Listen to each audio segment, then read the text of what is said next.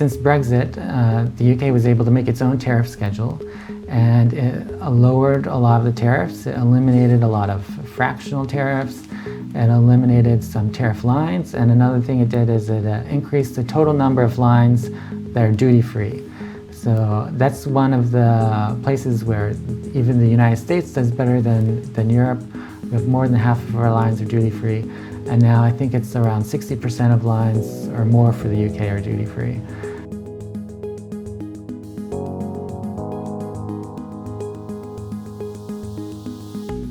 Economists tend to agree that global trade has been a positive force for humanity. It allows countries to specialize, to be more competitive. It delivers higher standard of living for consumers through more choice and lower prices. Yet the political winds seem to be pointing against free trade, particularly across Europe, the United States, but also much of the rest of the world. There's been the emergence of not just growing tariff barriers in some places, but also increasing regulatory limits on trade.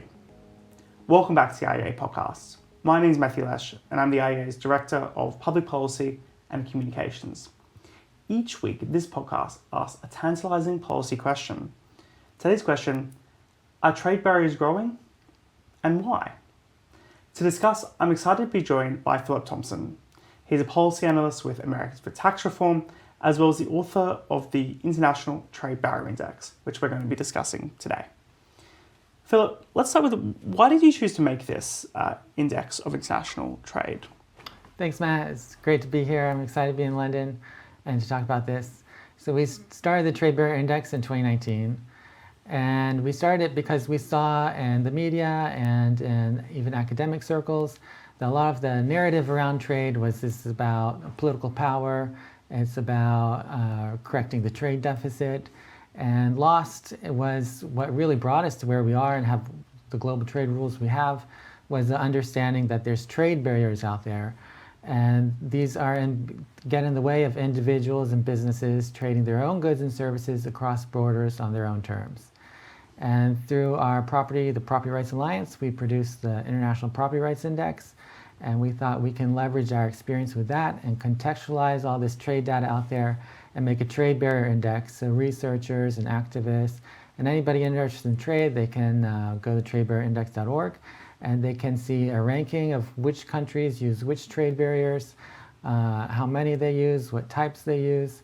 And you can see that these are what's in the way of people doing their own business and using their own skills and just trading what they do inside their country. They're just doing it also internationally as well.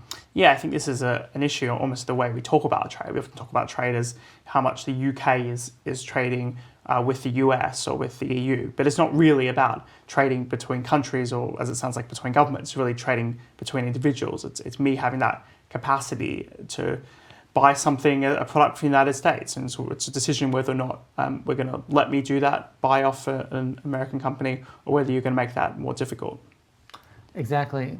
If you fast forward from 2019 to where we are now, the latest initiative of the Biden administration, so after Tariff Man, the Trump presidency, is we have an initiative to restrict chips going to China. And it's not about, it changes how they talk about it from day to day, but the basic message from the White House is we need to stop China, we need to slow China down from getting this technology. It's not just about chips and the Chinese military, it's just we don't want American chips and the Chinese economy because they are faster or do more processing. And these are things invented by people. They put their research into this. There's a market demand for it.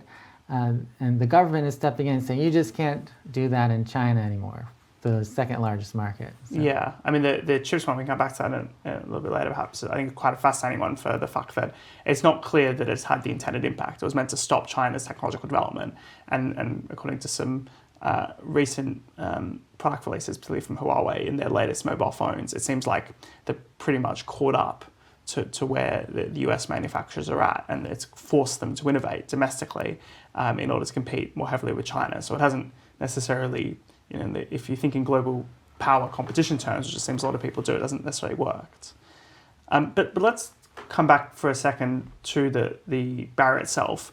So there's several different categories of tariffs, or I should say of trade restrictions that you look at in the index. Now you start off with tariffs, which is probably what people are most familiar with as a barrier, as putting a particular tax on an import of a good. But there's also all sorts of other restrictions on trade. So the index looks at tariffs, non-tariff barriers, services restrictions, and then we have a fourth component called facilitation, which is kind of a catch-all term of things behind the border that can get in the way. So it's logistics performance, property rights, the number of regional trade agreements, and also we have a measure, the only measure we do in-house is the digital trade restrictions. And these are all, each of the four main components and their subcomponents are equally weighted. This is to make it digestible, and you just get a top-down picture of how many barriers there are.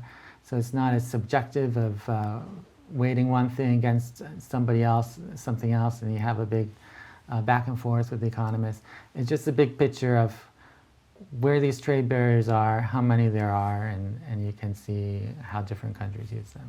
Yeah, I mean, I think it's probably important to emphasize here, because for a lot of people, when they think about restrictions on trade, they do often just come back to tariffs. When I don't know whether you can make a precise proportion of what the impact is of different other restrictions on trade, but it has just as much to do with domestic regulation about whether or not you're allowed to trade a good into another country.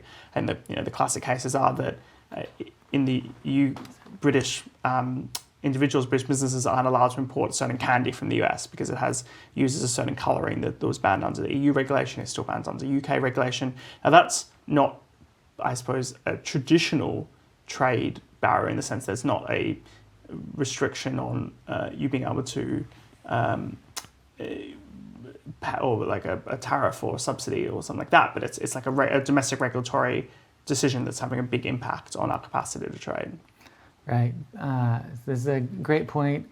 The United States, people think, is the most free trade country. We've been out in the past decades in the forefront saying we need free trade. Now it's hard to find a politician that can say that in public. But we're very well placed on the index on tariffs. We have one of the lowest average tariffs out there. But we also, what's surprising in the index is you can see that we have the United States has the most non-tariff barriers in any country. Usually it's very close between the United States and China on how many non-tariff barriers there are. But in the latest edition, it's the United States by far, and most of those are going to be SPS controls. These are there for sanitary and health safety reasons. They're applied mostly to agricultural products. There's technical barriers for trade. These are different labeling requirements, testing requirements, and these non-tariff barriers, there's several different studies that look at how restrictive they are. They're always way more restrictive than tariffs. And a lot of them can completely block out a good from the country. And because they're there for health and safety reasons, people don't tend to question it. But we've come out of a crisis 2 years ago where there was an infant formula shortage in the United States, and people became attuned to that. There's some regulations at the FDA say you can't get infant formula from somewhere else, even though it's good for Europe, it's good for Australia, it's not good for Americans, according to the FDA. I find a lot of these for my wife, who complains, why can't we get this skincare product or suntan lotion? We just had the hottest summer on record. We had AOC, Alexandria Cortez from Congress, complaining, why can't we get sunscreen from abroad? The FDA regulates it as a medicine, and so we have these huge import barriers. We haven't approved a new one in more than a decade. So it was surprising at first to see that the United States is actually 65 on the index because of these. A big contributor is these huge number of non-tariff barriers. But I think people are getting tuned in that there's a big regulatory apparatus that keeps out a lot of goods, not just tariffs. And of course, often it's in the same way we understood traditionally that the producer would advocate for a direct tax, a tariff on a potential competitive product from overseas. Producers these days, of course, just as likely to advocate for some kind of regulatory barrier. They'll put it in health and safety terms, or some need to protect the production styles and the animal rights of, or the particular use of a pesticide or something. They'll put it in those terms, but ultimately it has the exact same effect of restricting trade. So I suppose the question then becomes, so you mentioned the US does, I suppose, for many, I would say, surprisingly poorly on the index. Where does the UK come? The UK has, this is a good news trade story.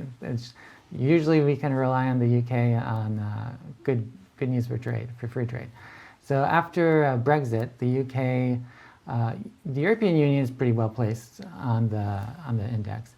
But since Brexit, the UK was able to make its own tariff schedule, and it lowered a lot of the tariffs. It eliminated a lot of fractional tariffs. It eliminated some tariff lines, and another thing it did is it increased the total number of lines that are duty-free. So that's one of the places where even the United States does better than Europe. We have more than half of our lines are duty-free, and now I think it's around 60% of lines or more for the UK are duty-free. And but then, so that's on the tariff section. The UK also replicated a lot of its trade agreements, which is more than the United States also, which is, the United States only has 14, which places it, which is a big penalty on the US score, which is the other reason why it's at 65. So the UK has continued signing trade agreements since Brexit, so it's added CPTPP, it's added an agreement with Australia, and there's always a couple more that are almost done. So we'll see if there's a UK-India agreement. But on that front, the UK has been improving its score, and it's now 8th on the index and well above the European Union countries.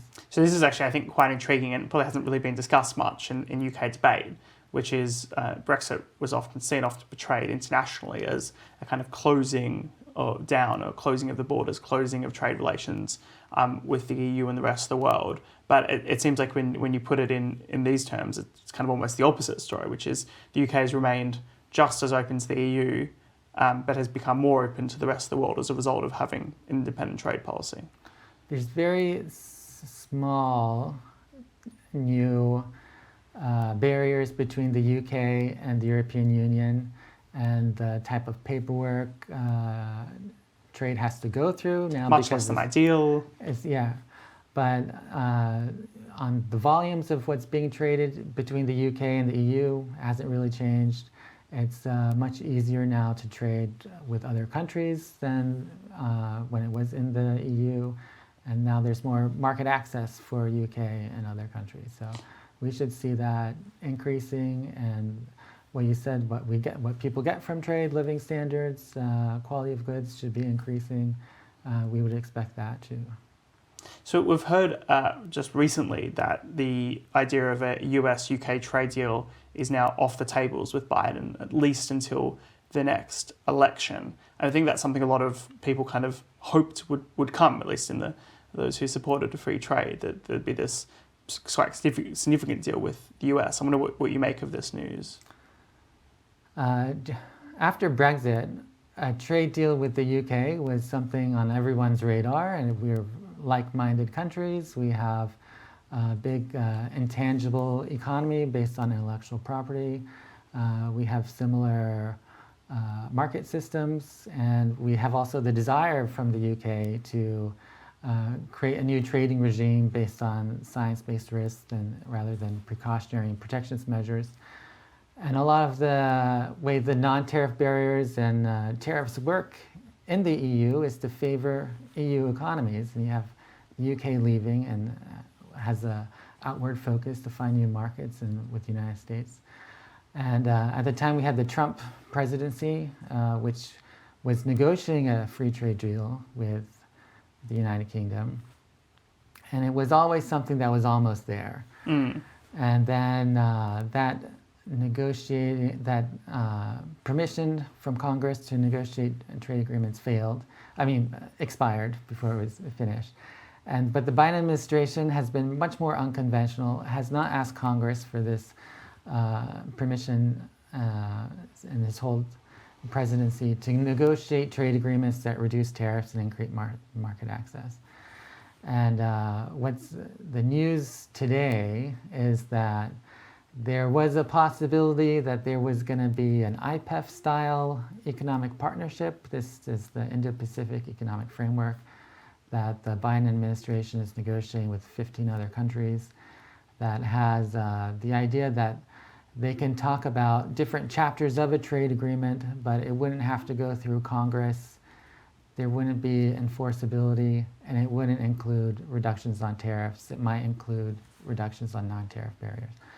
But the news today is that that is not, that they were going to probably start negotiations in December, and they're putting it off until probably, I think, for a year and a half, so after the election cycle. So it was never really something that was going to happen. Particularly under Biden, who perhaps famously really lent into his Irish heritage, and as opposed to Trump, who, despite his general negative sentiments about trade, claimed to be pro-Britain and pro-UK. So I suppose the political situation has shifted against, but it seemed to me, at least at a technical level, it was always maybe not a false hope, but the possibility might have been exaggerated. It just seems like there's so much distance on a few kind of quite key market access issues where the UK isn't necessarily willing to open up its market in ways that it should.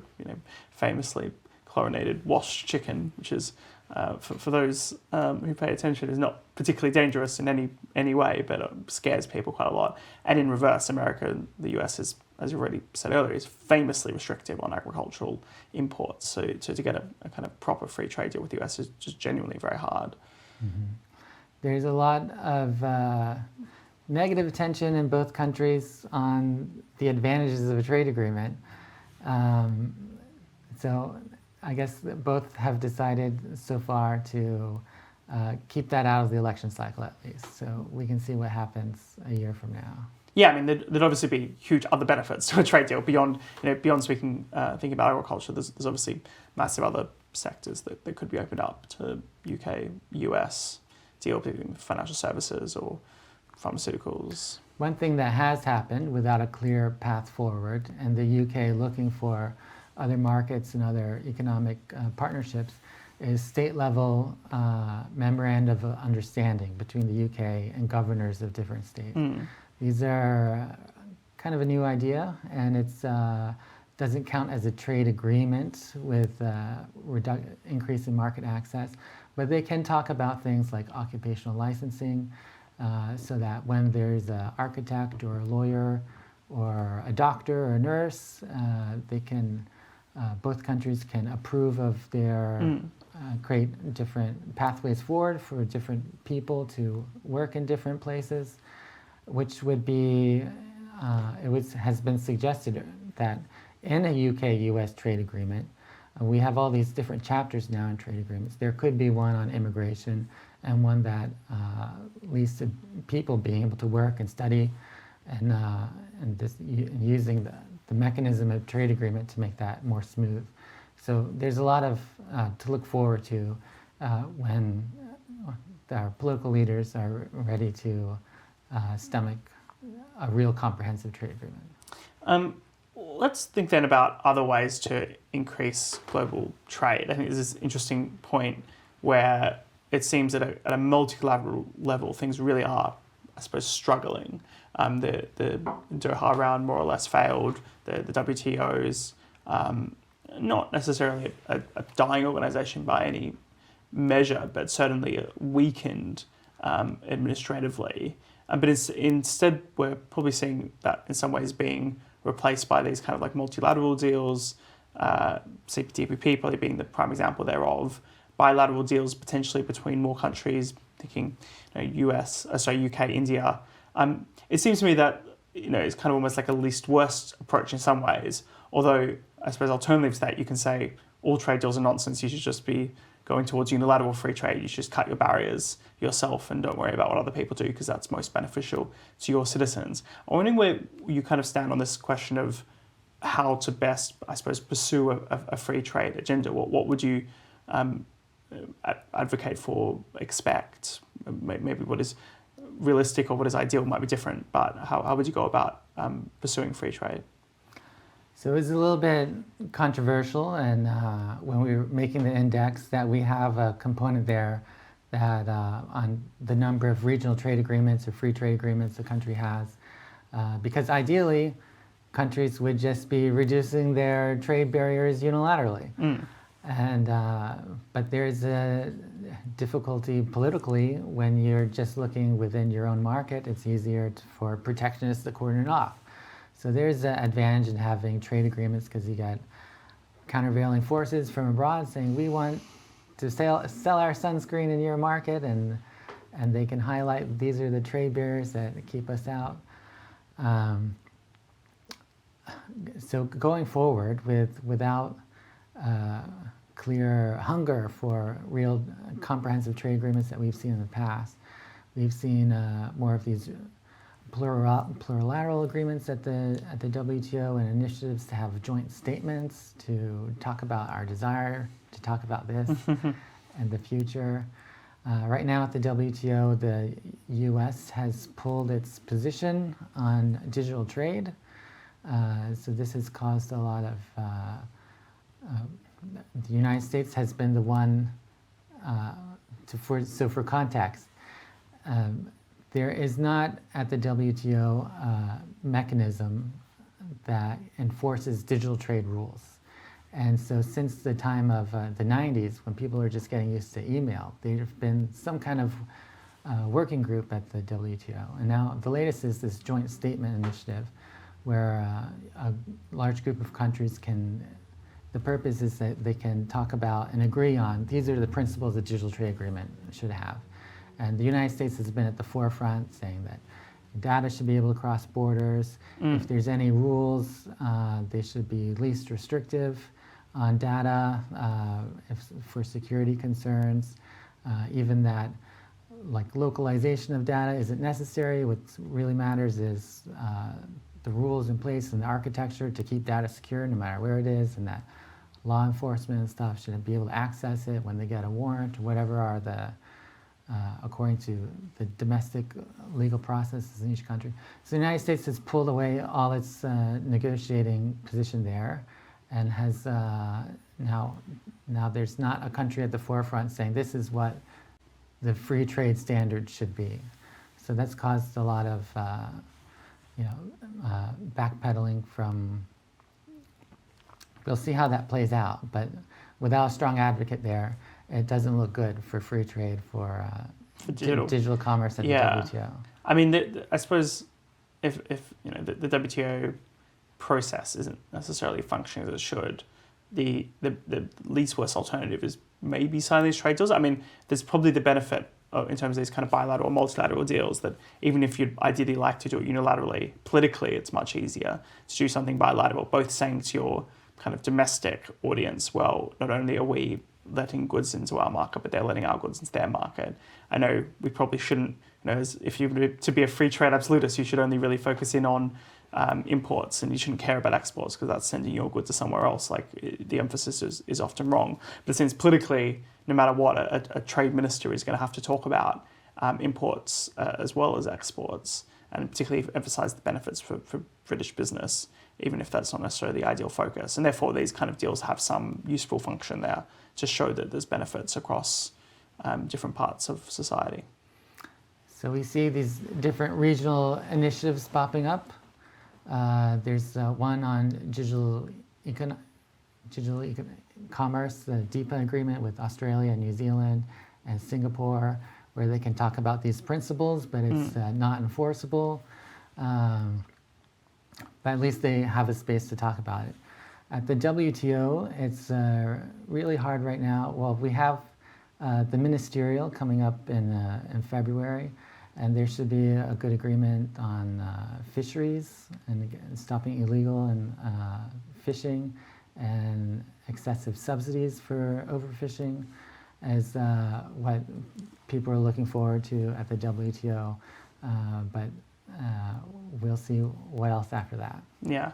So it would seem remiss to me, I suppose we've kind of put forward a generally positive case of free trade. We've talked about the benefits of removing barriers. As you kind of acknowledge as almost a premise of your work, that the debate, particularly in the US, I would say to some extent in the UK, although nowhere near as extreme, is very, or increasingly at the very least, anti-free trade. there's the narrative that I think really kind of existed for many decades in the US, but really was given a lot of steam by Donald Trump, that trade is evil and bad and wrong, and that the US has been screwed by the international trading system, particularly by China entering the WTO, that China cheats on the rules, they subsidize their businesses, they don't allow foreign competitors to come in and invest in any meaningful way, they steal IP and property rights, that particularly the world system isn't working, and China is the main culprit of that, and therefore it is completely justified to significantly reduce or punish China.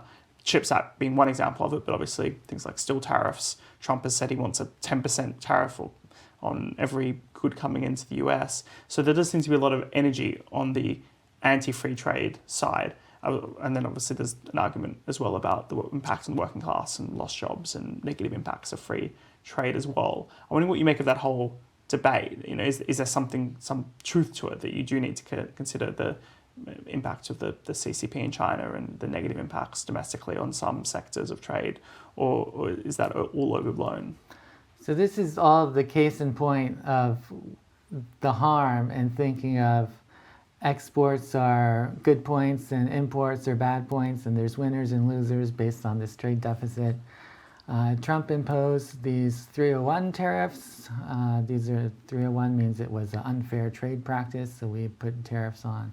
And then we imposed the national security tariffs for steel and aluminum on all countries around the world, including the UK, where we get our steel for our submarines from.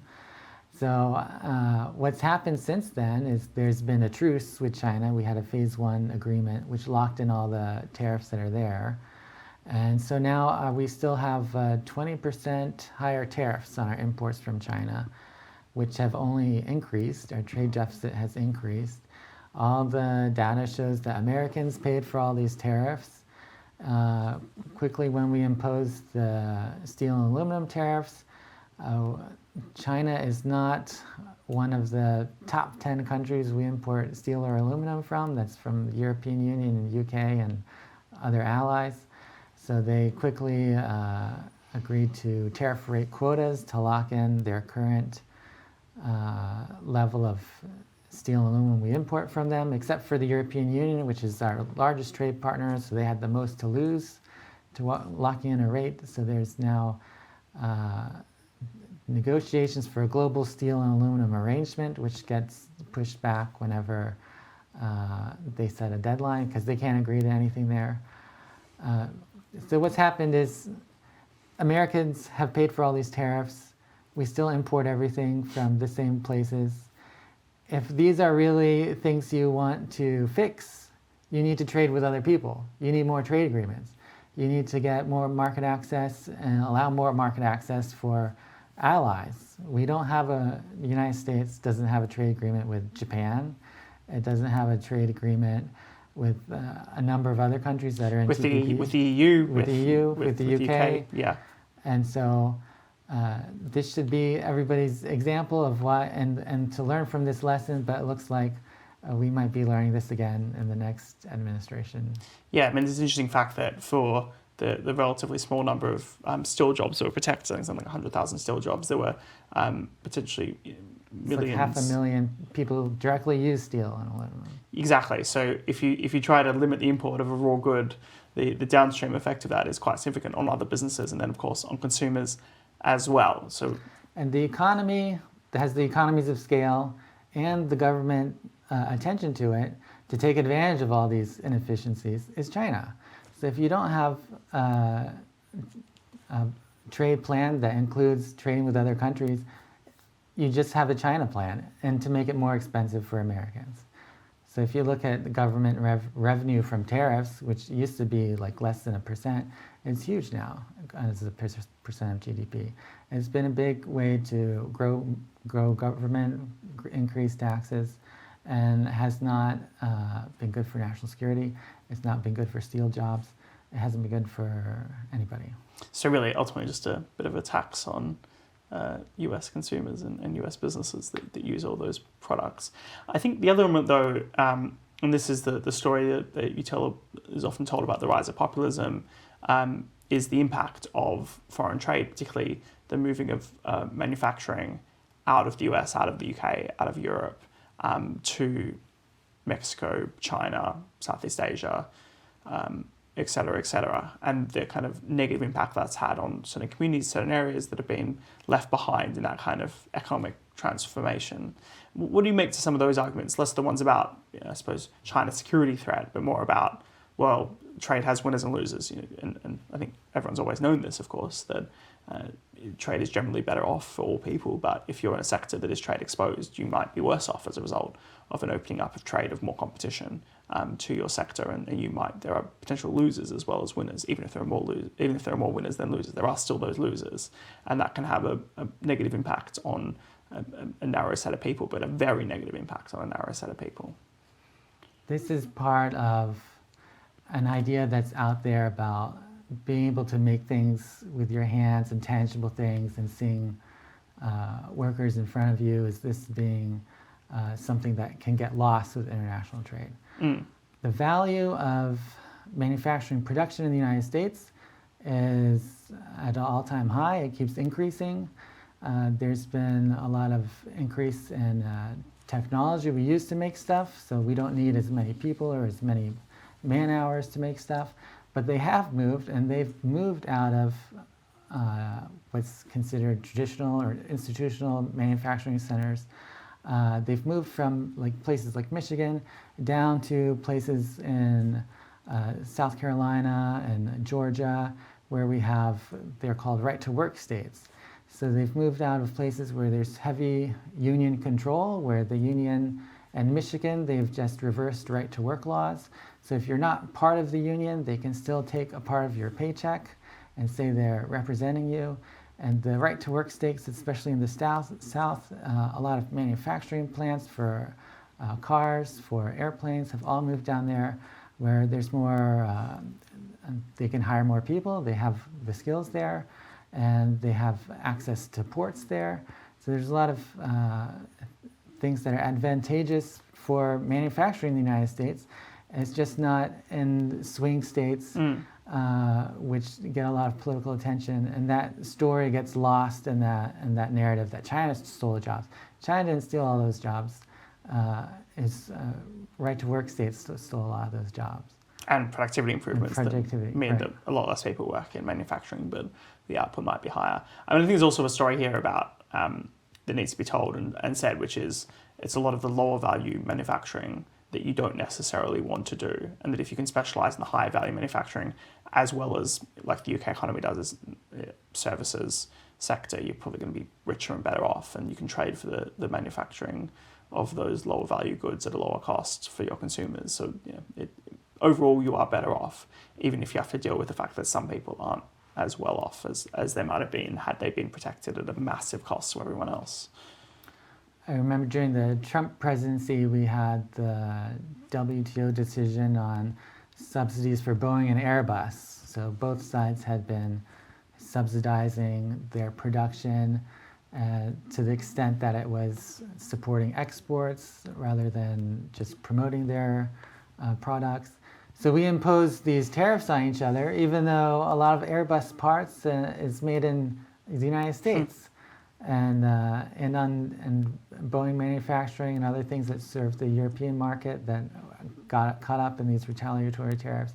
We were hurting both sides with these tariffs. Then it didn't need to happen. Yeah, ultimately it makes everyone worse off. Well, Philip Thompson from the Americans for Tax Reform, as well as the author of the International Trade Barrier Index, thank you so much for joining the IEA podcast. If you are enjoying the podcast, please do subscribe on your chosen podcast provider. And if you'd like to learn more about the IEA's work, including the IEA's work on trade, please do just visit iea.org.uk.